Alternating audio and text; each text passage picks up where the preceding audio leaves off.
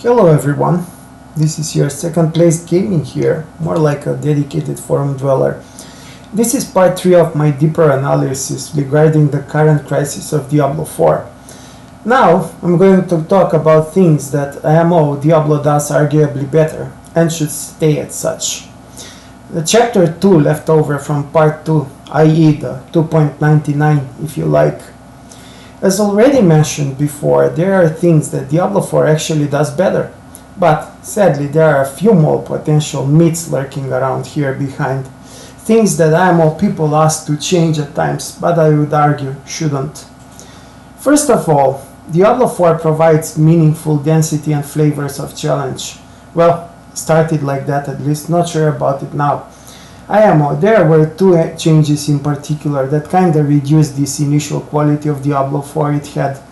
I'll talk about it later down the line, but let me mention with two changes currently that ruined this initial quality IMO.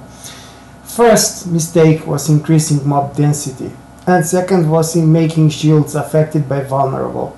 Now, some of you may say, wait, did I hear that right? Reverse back mobs density to fight archers at a time?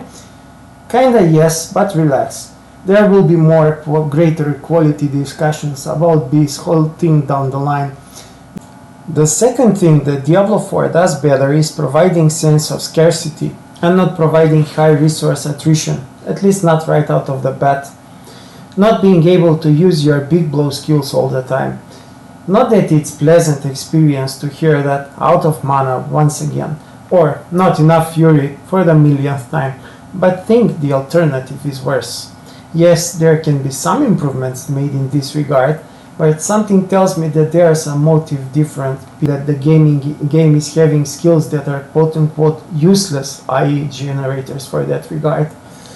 Now, don't get me wrong, yes, there should be ways for players to gain higher resource attrition if they invest in their own risk by sacrificing something else. But again, don't think this is what's going on in people's minds when they are saying that generators are just waste of time.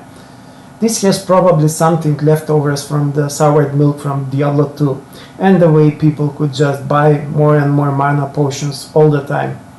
The third thing that Diablo 4 does better and shouldn't be changed in my opinion is we don't need immunities, and likewise the concept of damage salad and damage conversions. Could see this perhaps as a specific seasonal challenge, but don't think conversions and all these kinds of complications would work for Diablo 4. It is fine as is, and I think that no one will benefit from having the ability to have a physical damage skill having one-third bleeding and another third as poison, for example. Diablo 4 has already something else, and I think not developed enough. If done properly, I think can provide a better outcome. Another thing that Diablo 4 does better is skill usage intuition. And speaking of this is why I like the idea of starting with low attrition of resources. Unlike some, I like the clarity of usage. I like the fact that Diablo 4 has basic, core, mastery, defensive, ultimate skills. It classifies things in a relatively organized manner, albeit too restrictive at times. The goal should not be to not have generators or ultimates for that matter. The goal is to provide means for bits of expanding each of them and have them heading in different directions in the late game as well. Something that could greatly improve Diablo 4 late game, but I think it's not urgent right now. In fact, it is probably something that I would like the devs to have a greater vision and take their time. Skills themselves are super intuitive from this as a result. A meteor is a meteor and a dagger is a dagger. We can kinda grasp just by looking at them. A meteor is not a 55% meteor with 45 vapor that gets crystallized in ice and wind of physical cold damage, and then if enough targets frozen creating an ice elemental. Likewise, a dagger is not a 35 miniature small dagger shards that happen to converge back because there's some super magnet right there behind. Time to perhaps criticize Last Equal for a bit? Maybe. Well, that's not my intention here. My intention is that aspects do not damage the itemization, and no, I don't think that they should be placed on the skill tree, to be honest. Now for the actual part that I've been teasing for a while. What are the actual improvements and changes that would be right move to have for Diablo 4 game playing experience to feel right?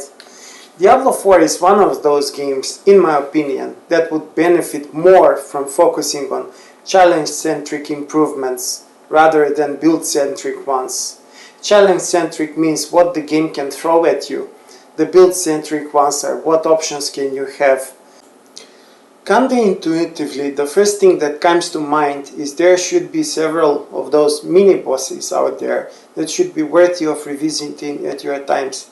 And no, I don't think just dungeons, I actually think overworld itself. Additionally, I believe that mob level scaling needs to be adjusted a bit and having working in few layers at a time. Regular mobs being at -3, casters and elites with 1 affix being the same level as your character, greater elites with 3 affixes being 3 levels above, and those, the rare elites that are having all the 4 affixes being respectively +5 and even +8 levels if they're part of a quest or not. This could be the way to introduce glyphs as part of the regular loot and therefore adding one more layer to the cat and mouse experiencing when it comes to the overworld itself, namely that is having glyphs and glyph shards be something like runes in that regard, Diablo 4 version. Some shards will provide greater upgrades to a glyph, some will just be consumed and create somewhat decently substitution of experience from which we could eventually upgrade to a meaningful level by doing something else than running nightmare dungeons over and over. I would also say that there might not be a bad idea to have another source of boosting your glyphs at the extent via gear, like having an affix on a helm for example that may roll at a time that adds extra level to your glyphs. The second part of redesigning is the mob placement, more specifically mob placement mechanics behind the scenes rather. Namely, this can be a bit controversial to some, but I think that doing it two things would greatly improve the sense of accomplishment concept when it comes to the design talked above. First, reduce the mob density back to meaningful margins. Yes. And secondly, use the proper methods to control density this time. Some of you may be thinking when I mentioned sense of accomplishment, oh no, doors again? Well, not really, I'm not that sadistic, nor masochistic for that matter. However, I must say that increasing mob density for the sake of increasing rates of experience gain was like using sledgehammer to squash a fly. I'll also say that that change brought two potentially negative consequences as well. Reduction of variety of mob composition encounters, and decreasing viability of affixes that weren't necessarily connected with masses of OEOE and masses of crowd control and itemization. So, how do you properly do it this time? Remember when I talked about Tal Russia being perhaps the most accomplishment-based part of Diablo 2? Yes. Improve, introduce, and expand the concept of summoners. Kinda sad to say, but think it may be a lost art cherishing properly sense of completion when it comes to ARPG level design. I'll also briefly name some things that will immediately pop up in your hand just by naming these things right now. Introduce things like bat caves, bear caves, wolf dens, vampiric temples, vampiric altars, graves, graveyards, prisons if you like, etc. Additionally, I want to mention the idea of having this kind of mob density increasing mechanics can be categorized in one of the following 4 categories. Passive summoners, which already exist in the game, so that's fine. Active summoners, those are the things that produce stuff out of thin air, like the ones I mentioned above.